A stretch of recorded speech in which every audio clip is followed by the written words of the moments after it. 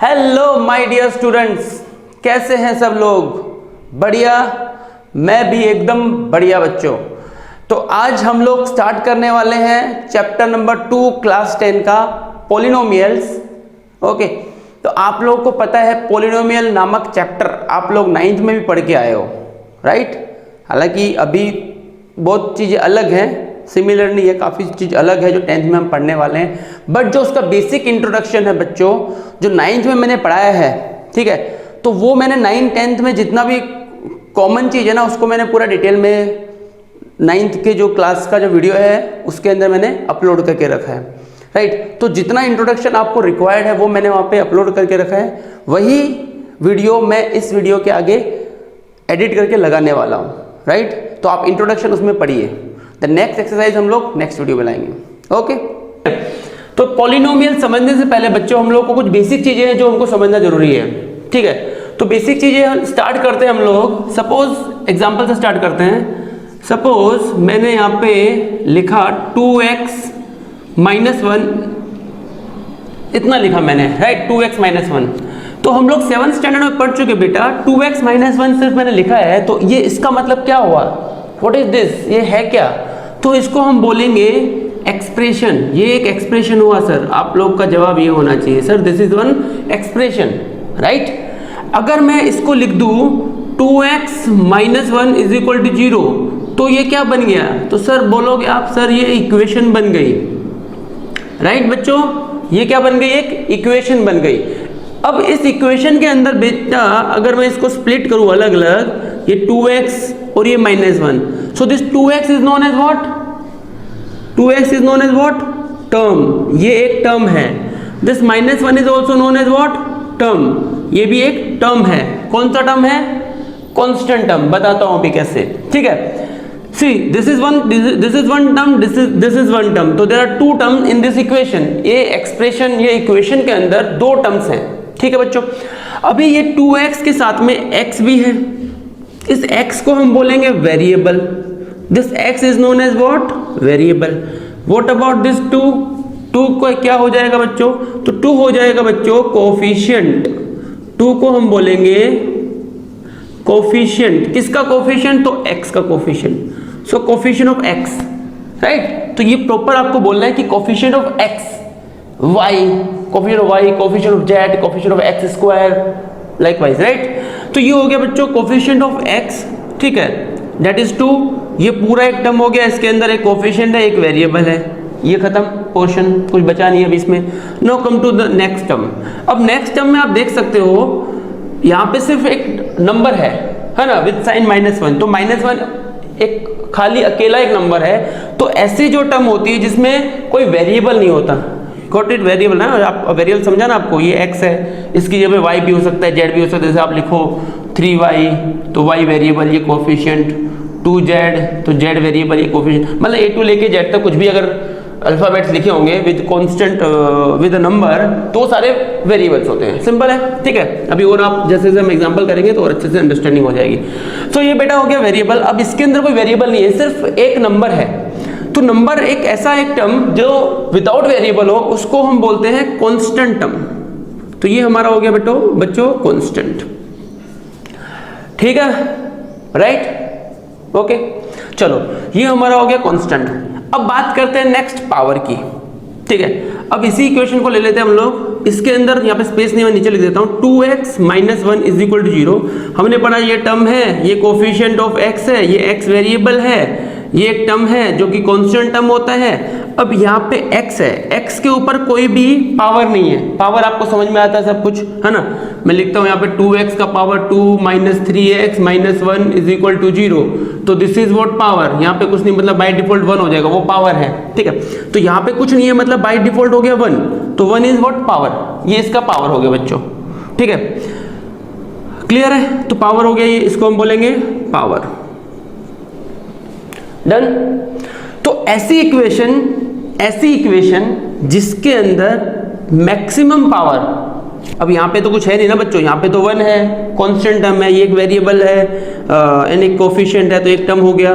तो एक ऐसी इक्वेशन जिसके अंदर मैक्सिमम पावर 1 हो, उन सारी इक्वेशन को हम बोलते हैं लीनियर इक्वेशन। उन सारी इक्वेशन को हम बोलते हैं लीनियर इक्वेशन। ठीक है, डेफिनेशन आप इसको डिफाइन करना हो तो आप ऐसे करोगे, polynomial having maximum power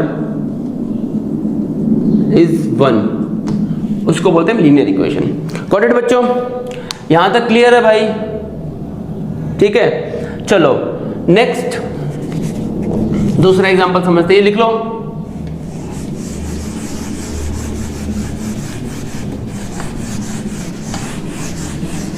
okay, अब आते हैं नेक्स्ट बच्चों। तो हमने अभी देखा लीनियर इक्वेशन, तो एक चीज हमारी कंप्लीट हो गई है, that is what linear equation. Linear equation, right. अब लीनियर इक्वेशन बच्चों दो तरह की होती है, एक होता है वन वेरिएबल, सारा बेसिक हम लोग इसमें कवर कर लेते हैं पहले, then will start with chapter, right, exercise. तो ये linear equation in one variable हो गया, एंड दूसरा हम लोग को होता है टू वेरिएबल का। ठीक है, one variable and two variable.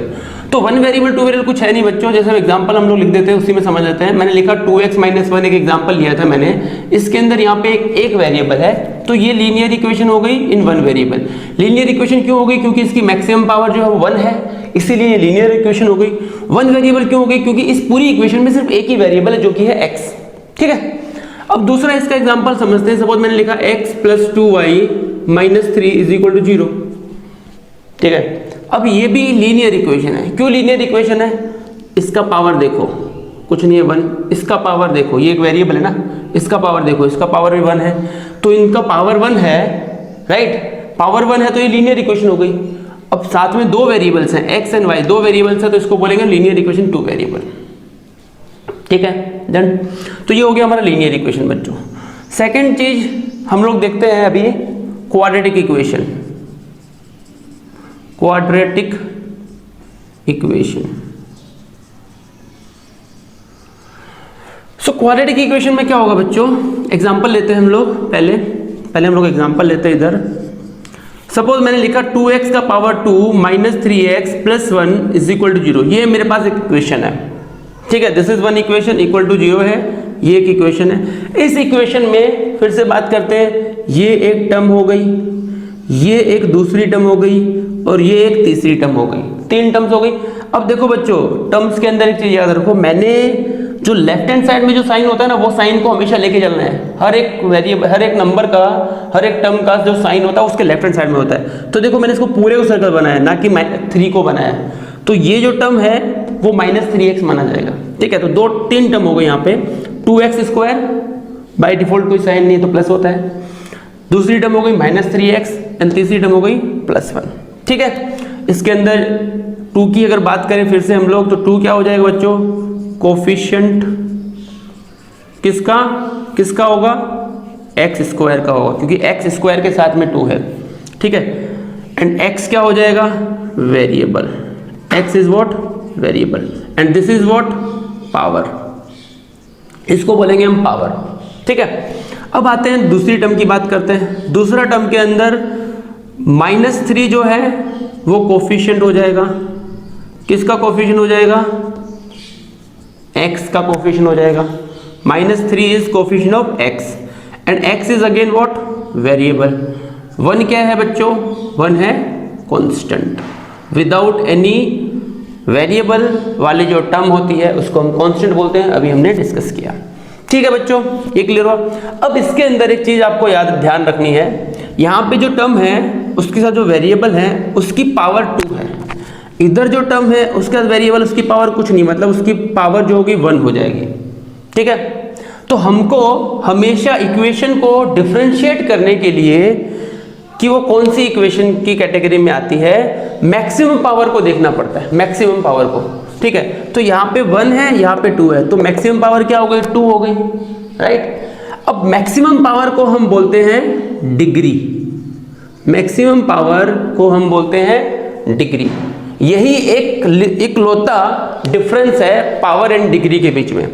Power क्या होगी? हर एक वेरिएबल के ऊपर जो पावर होती है वो पावर ही होती है। बट एक इक्वेशन की बात करें हम लोग तो जो मैक्सिमम पावर होगी थ्रू आउट द वेरिएबल वो होती है डिग्री। ठीक है, इसको और समझेंगे आगे हम लोग। तो this is what degree. Degree clear हुआ तुम्हारा? ठीक है, ओके। तो ये हो गया हमारा। अब इसके अंदर जो मैक्सिमम पावर और डिग्री है वो है 2। तो ऐसी इक्वेशन, ठीक है, इक्वेशंस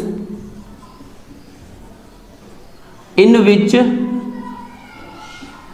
मैक्सिमम पावर और डिग्री इज 2, उन सबको बोलेंगे हम क्वाड्रेटिक इक्वेशन।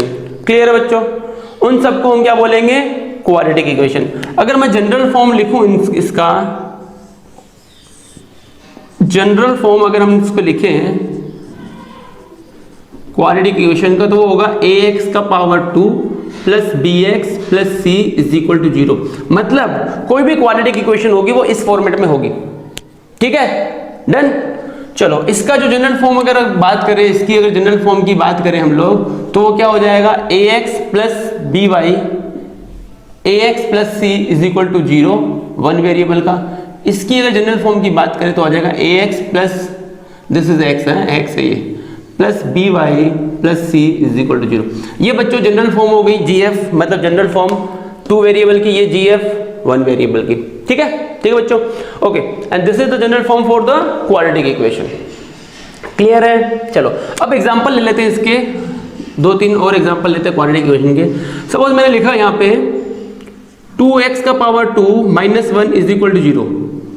तो ये जनरल फॉर्म अभी हमने बोला है कि हमेशा क्वाड्रेटिक इक्वेशन इस फॉर्मेट में होती है, पर यहाँ पे तो मैंने लिखा 2x स्क्वायर माइनस 1। तो अगर हम इन दोनों को कंपेयर करें तो x स्क्वायर वाला टर्म या कोई भी स्क्वायर वाला टर्म तो यहाँ पे है, ठीक है, बट सिंगल पावर का कोई वेरिएबल का टर्म इधर नहीं है, कांस्टेंट है यहाँ पे, कांस्टेंट टर्म यहाँ पे है, राइट, बट ये वाला टर्म तो मिसिंग है। तो क्या ये क्वाड्रेटिक इक्वेशन होगी? क्या ये क्वाड्रेटिक इक्वेशन होगी? क्या देखो definition, equation in which maximum power is 2। Equation जिसके अंदर, ऐसी इक्वेशन जिसके अंदर मैक्सिमम पावर 2 होगी वो क्वाड्रेटिक इक्वेशन होगी। मतलब हमको देखना क्या है, ये ट्रू है, जनरल फॉर्म ट्रू है, बट बेसिकली हमको जब जज करना हो कि क्वाड्रेटिक इक्वेशन है या लीनियर इक्वेशन है, तो हमको देखना क्या है, उसकी मैक्सिमम पावर। ठीक है, यहाँ पे मैक्सिमम पावर 2 है, तो ये क्वाड्रेटिक इक्वेशन का एग्जांपल है। ठीक है बच्चों, ठीक है। अब अगर मैं लिखूं 3x का पावर 2 इज इक्वल टू 0, सिर्फ मैंने इतना लिख दिया, तो क्या ये क्वाड्रेटिक इक्वेशन होगी? ऑब्वियसली होगी। अगेन मैक्सिमम पावर तो 2 है ना इसका बच्चों, मैक्सिमम पावर 2 है, तो ये क्वाड्रेटिक इक्वेशन है। आया समझ में? ठीक है, तो क्वाड्रेटिक इक्वेशन हो गया हमारा। नेक्स्ट हम लोग ले लेते हैं, अभी इसको रब कर दो, ठीक है, ओके।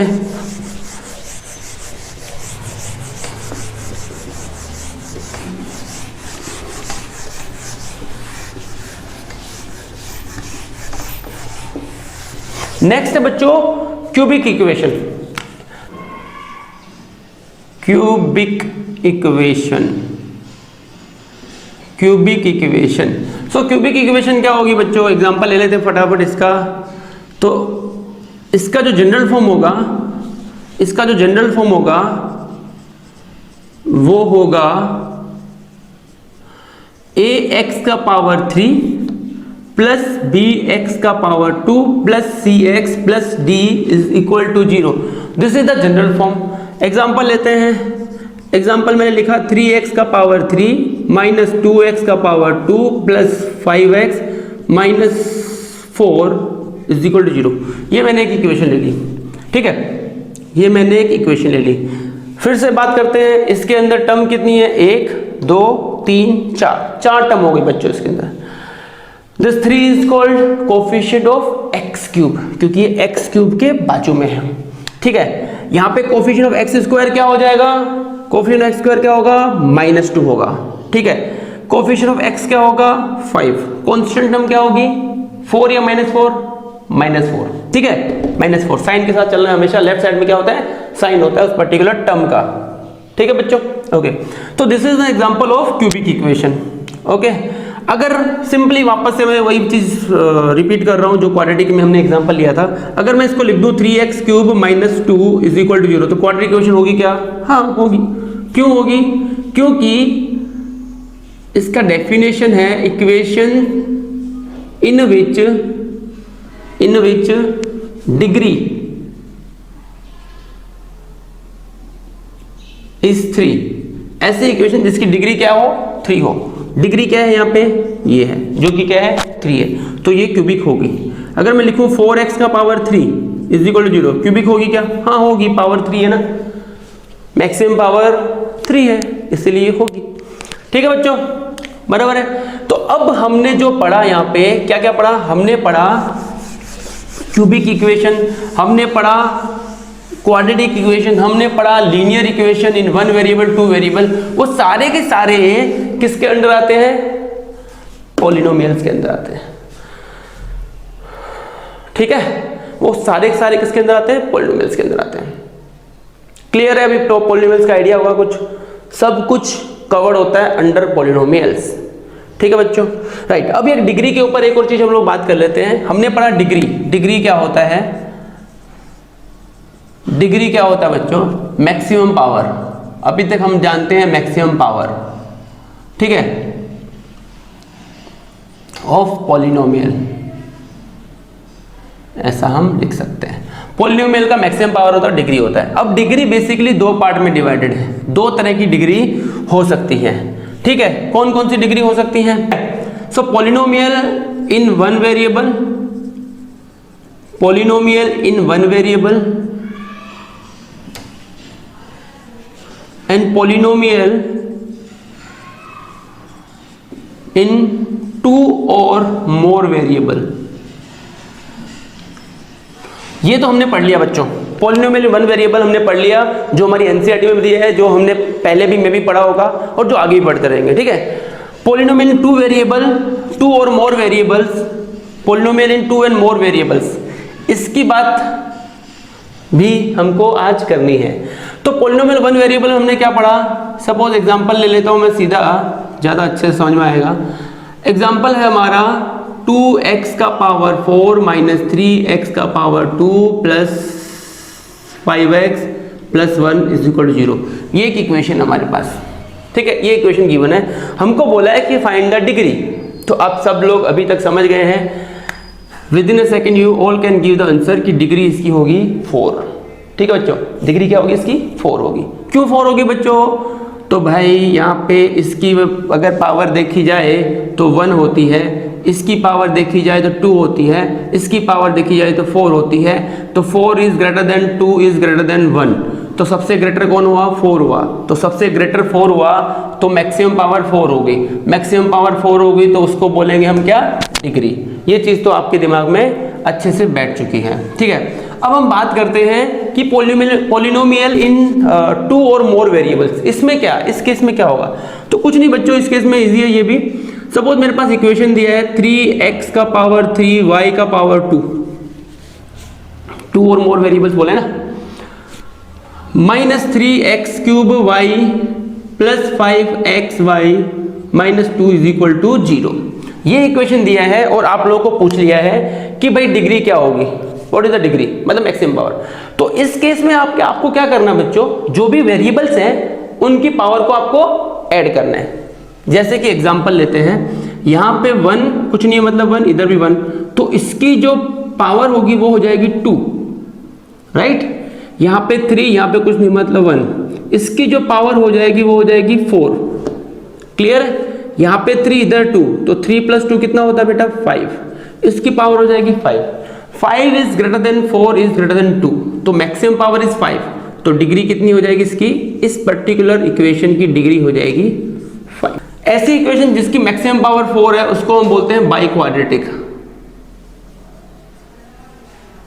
ये चीज भी आप याद रखो, ठीक है, इसको हम बोलते हैं बाई क्वाड्रेटिक। तो हमने क्या क्या पढ़ा? लीनियर पढ़ा, हमने लीनियर पढ़ा, हमने क्वाड्रेटिक पढ़ा, हमने क्यूबिक पढ़ा और हमने बाई क्वाड्रेटिक पढ़ लिया, राइट। बाई क्वाड्रेटिक मतलब कि पावर 4 तक जाएगी, लीनियर मतलब मैक्सिमम पावर 1, क्वाड्रेटिक मतलब मैक्सिमम पावर 2, क्यूबिक मतलब मैक्सिमम पावर 3, बाई क्वाड्रेटिक मतलब मैक्सिमम पावर 4। डन। ठीक है। क्लासिफिकेशन ऑफ पॉलिनोमियल, क्लासिफिकेशन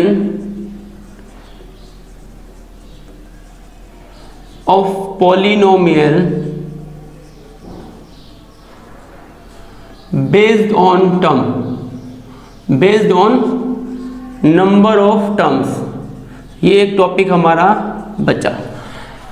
तो क्लासिफिकेशन आप कैसे करोगे based on the term? Term मतलब क्या हुआ? अभी हमने देखा 2x + 1 = 0, ये मैंने एक इक्वेशन लिया, इसके अंदर एक और दो टर्म है, ठीक है। फिर हमने लिया 2x + 3y - 1 = 0, इसके अंदर तीन टर्म्स हैं। तो इसके बेसिस पे भी हम लोग पॉलिनोमियल्स को क्लासिफाई कर सकते हैं। वो कैसे करते हैं वो हम लोग को आज अभी देखना है, ठीक है।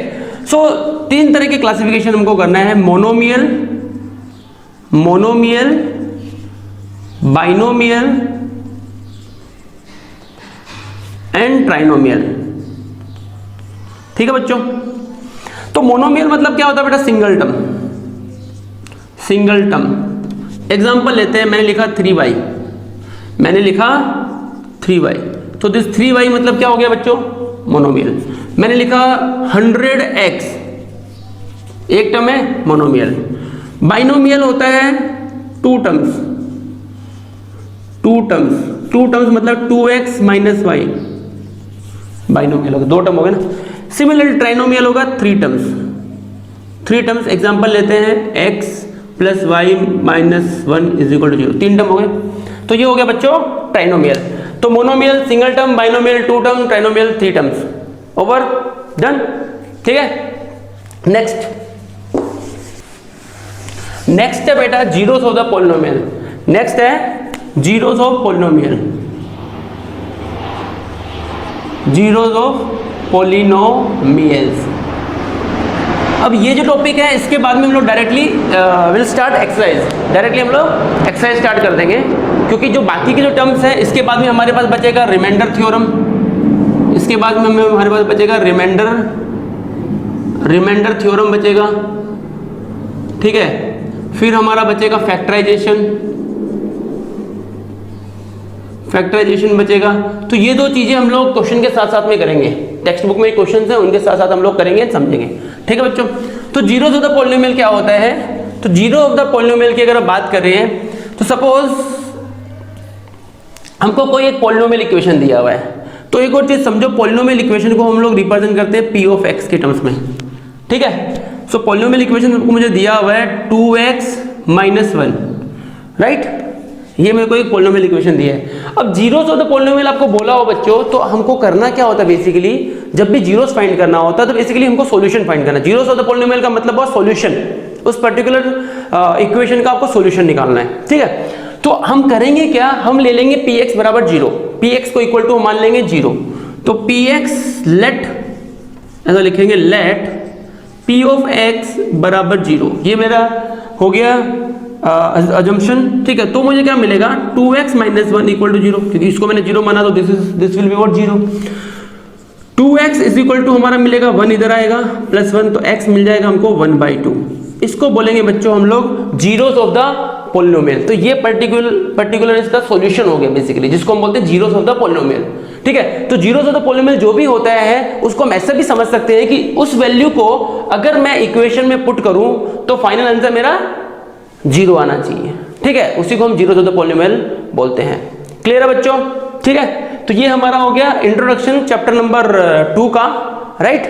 अब नेक्स्ट जो वीडियो है उसके अंदर हम लोग पढ़ने वाले हैं डायरेक्टली एक्सरसाइज, ठीक है। डायरेक्टली एक्सरसाइज से हम लोग स्टार्ट करने वाले हैं, ओके बच्चों, ठीक है। चलो तो thanks, bye bye, take care.